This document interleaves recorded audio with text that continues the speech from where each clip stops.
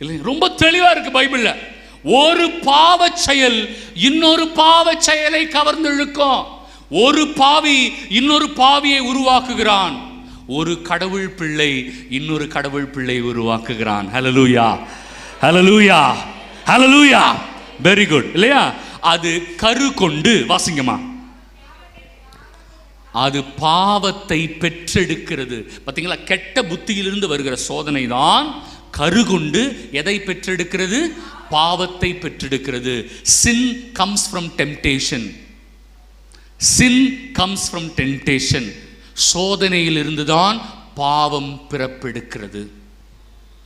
சோதனையிலிருந்து தான் பாவம் பிறப்பெடுக்கிறது.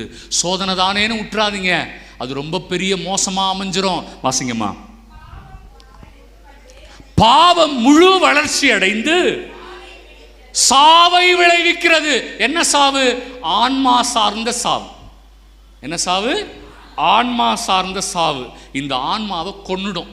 அதனால தான் ஆண்டவர் சொல்றாரு, உடலை அழிப்பவர்களை குறித்து நீங்கள் அஞ்சவே வேண்டாம், ஆனால் உங்களுடைய ஆன்மாவையே கொல்பவர் ஆண்டவர், அவரை குறித்து தான் நீங்கள் அஞ்சணும் இல்லையா? ஆனால் நான் செய்கிற பாவம் என்ன பண்ணும் தெரியுமா?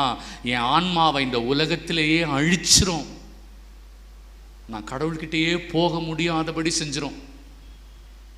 அதனால தான் ஆண்டவர் சொன்னார், ஐயோ என் பிள்ளைகள் என்னோடு வாழ்வதற்காக நான் அவர்களை படைத்தேன், ஆனால் அவர்களோ என்னை நிராகரிக்கிறார்களே. ஆண்டவர் வேதனைப்படுறார், ஆண்டவர் புலம்புறார்.